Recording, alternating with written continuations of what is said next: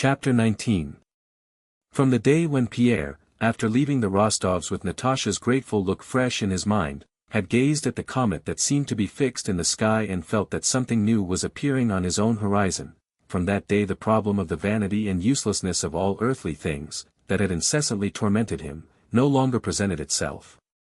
That terrible question, why?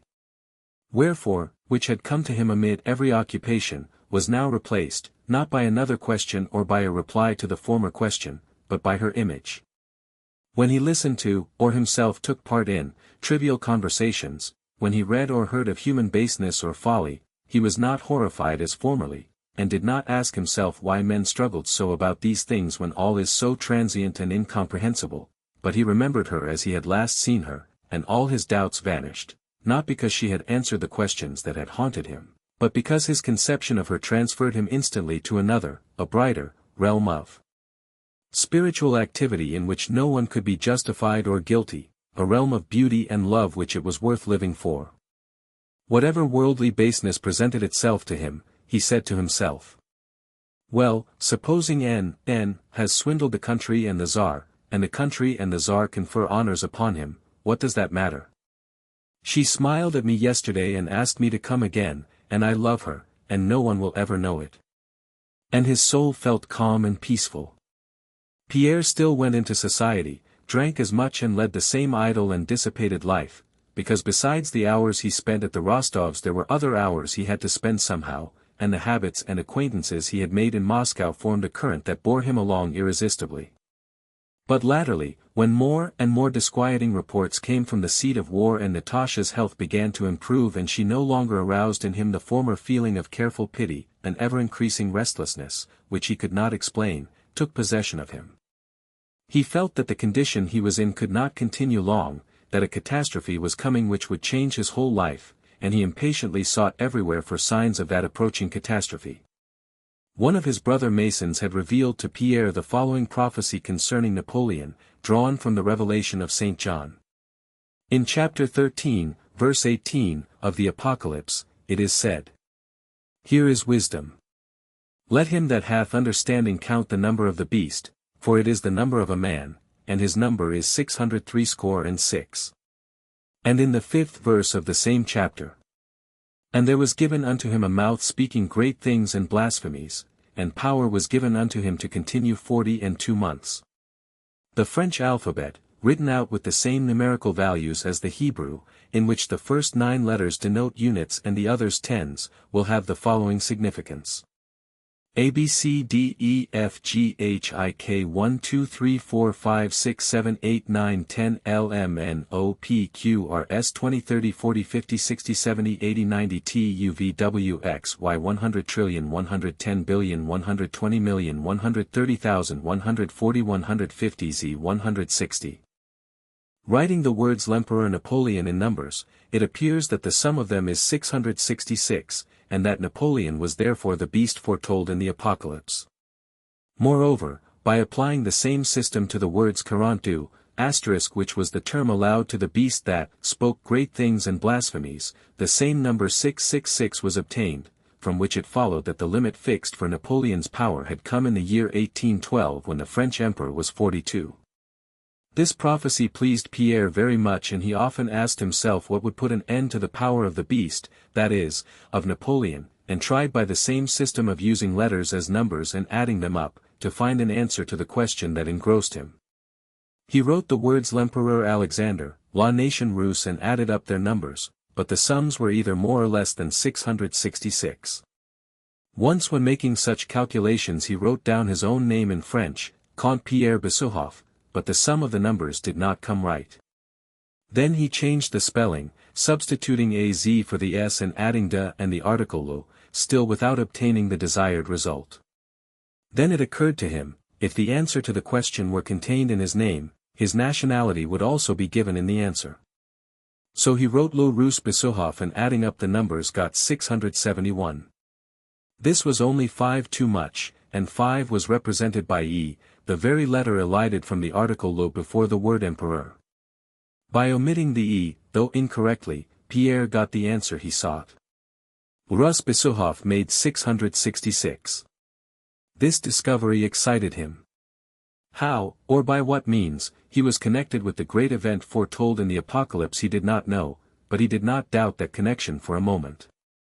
His love for Natasha, Antichrist, Napoleon, the invasion, the comet, 666, L'Emperor Napoleon, and L'Russe Besuhoff, all this had to mature and culminate, to lift him out of that spellbound, petty sphere of Moscow habits in which he felt himself held captive and lead him to a great achievement and great happiness. 42. On the eve of the Sunday when the special prayer was read, Pierre had promised the Rostovs to bring them, from Count Rostophin whom he knew well, both the appeal to the people and the news from the army. In the morning, when he went to call at Rostofin's, he met there a courier fresh from the army, an acquaintance of his own, who often danced at Moscow balls. "Do, please, for heaven's sake, relieve me of something," said the courier. "I have a sack full of letters to parents." Among these letters was one from Nicholas Rostov to his father. Pierre took that letter, and Rostophin also gave him the Emperor's appeal to Moscow, which had just been printed, the last army orders, and his own most recent bulletin. Glancing through the army orders, Pierre found in one of them, in the lists of killed, wounded, and rewarded, the name of Nicholas Rostov, awarded a St. George's Cross of the 4th class for courage shown in the Ostrovna affair, and in the same order the name of Prince Andrew Bolkonsky, appointed to the command of a regiment of chasseurs. Though he did not want to remind the Rostovs of Bolkonsky, Pierre could not refrain from making them happy by the news of their sons having received a decoration, so he sent that printed army order and Nicholas' letter to the Rostovs, keeping the appeal, the bulletin, and the other orders to take with him when he went to dinner.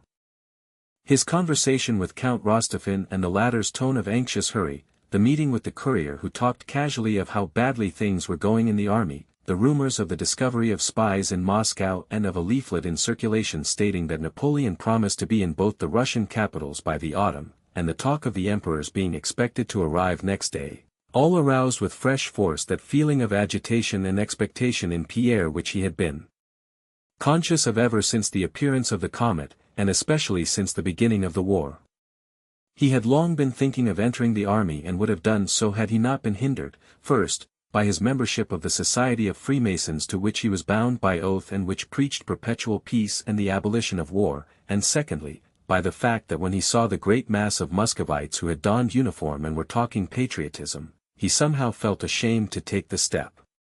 But the chief reason for not carrying out his intention to enter the army lay in the vague idea that he was L'Russe Besuhoff who had the number of the beast, 666, that his part in the great affair of setting a limit to the power of the beast that spoke great and blasphemous things had been predestined from eternity, and that therefore he ought not to undertake anything, but wait for what was bound to come to pass. Chapter 20.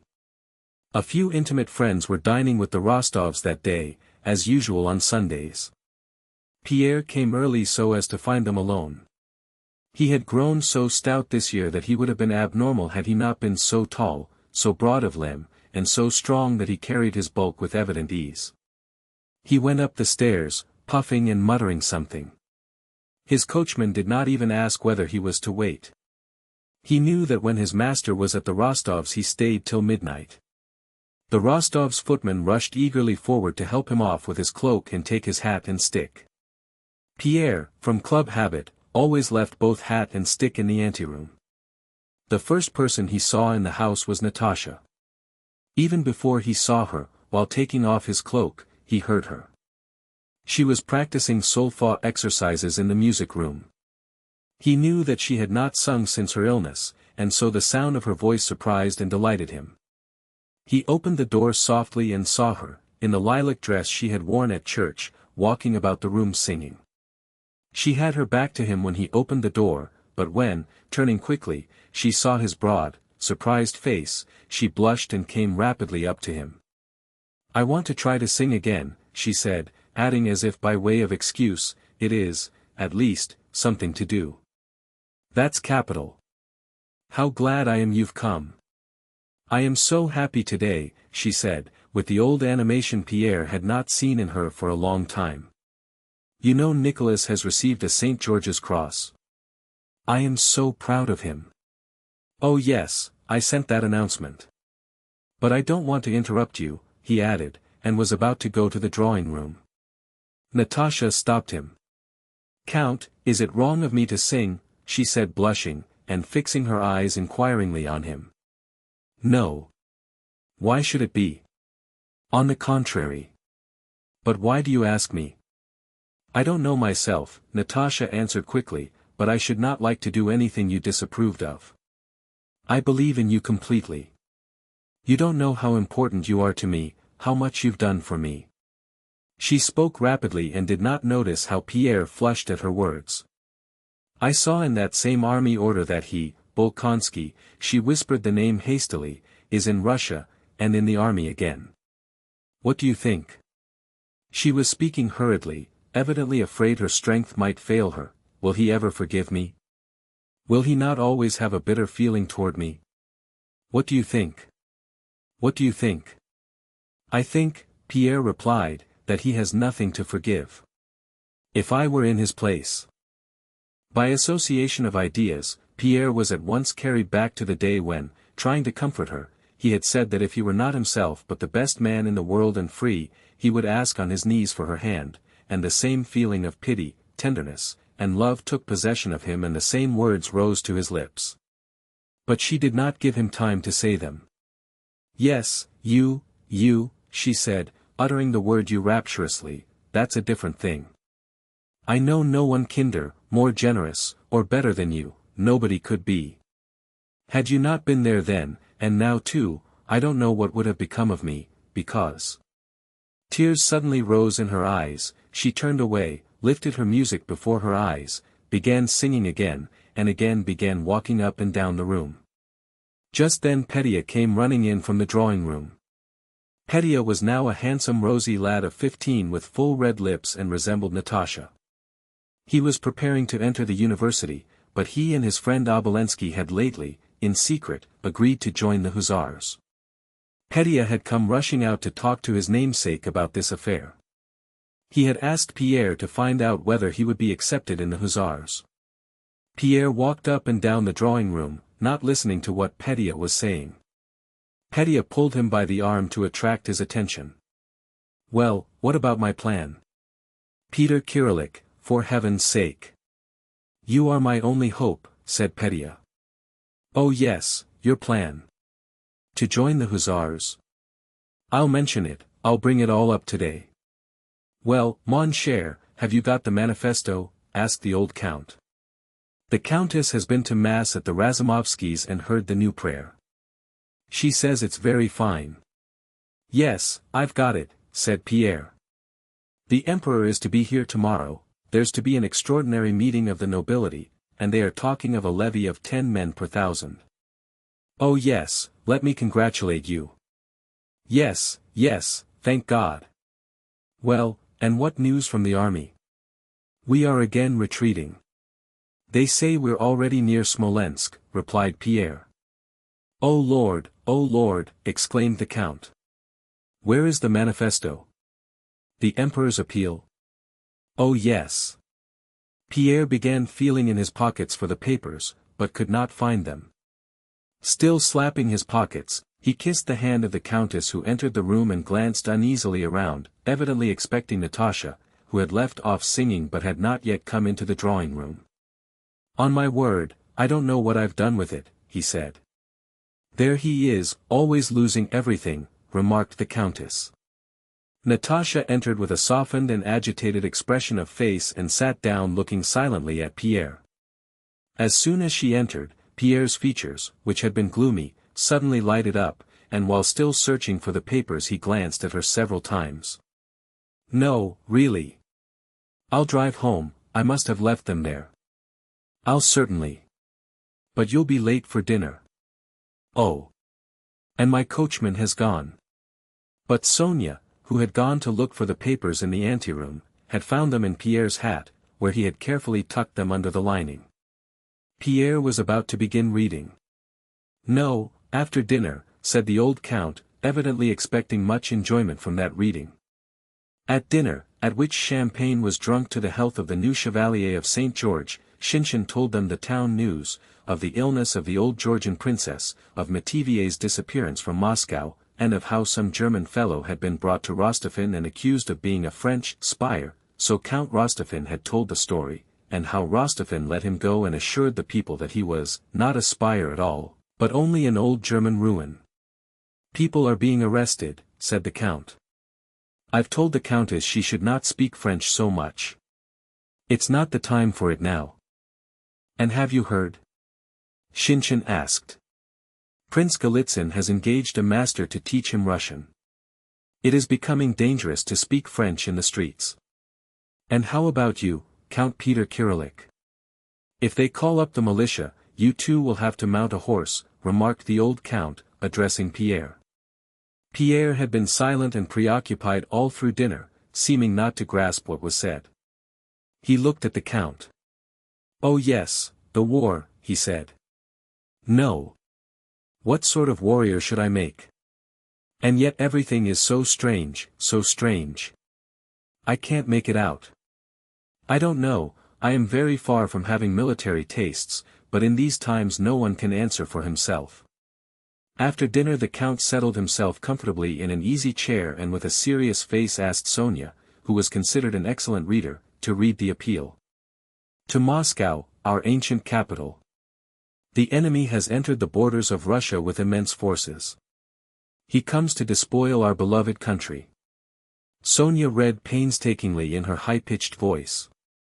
The count listened with closed eyes, heaving abrupt sighs at certain passages. Natasha sat erect, gazing with a searching look now at her father and now at Pierre. Pierre felt her eyes on him and tried not to look round. The countess shook her head disapprovingly and angrily at every solemn expression in the manifesto. In all these words she saw only that the danger threatening her son would not soon be over. Shinshin, with a sarcastic smile on his lips, was evidently preparing to make fun of anything that gave him the opportunity. Sonia's reading, any remark of the count's, or even the manifesto itself should no better pretext present itself. After reading about the dangers that threatened Russia, the hopes the emperor placed on Moscow and especially on its illustrious nobility, Sonia, with a quiver in her voice due chiefly to the attention that was being paid to her, read the last words. "We ourselves will not delay to appear among our people in that capital and in other parts of our realm for consultation, and for the direction of all our levies, both those now barring the enemy's path and those freshly formed to defeat him wherever he may appear. May the ruin he hopes to bring upon us recoil on his own head, and may Europe delivered from bondage glorify the name of Russia." "Yes, that's it," cried the count, opening his moist eyes and sniffing repeatedly, as if a strong vinaigrette had been held to his nose, and he added, "Let the emperor but say the word and we'll sacrifice everything and begrudge nothing." Before Shinshin had time to utter the joke he was ready to make on the count's patriotism, Natasha jumped up from her place and ran to her father. "What a darling our papa is," she cried, kissing him, and she again looked at Pierre with the unconscious coquetry that had returned to her with her better spirits. "There. Here's a patriot for you," said Shinshin. "Not a patriot at all, but simply," Natasha replied in an injured tone. "Everything seems funny to you, but this isn't at all a joke." "A joke indeed," put in the count. "Let him but say the word and we'll all go. We're not Germans." "But did you notice, it says, for consultation," said Pierre. "Never mind what it's for."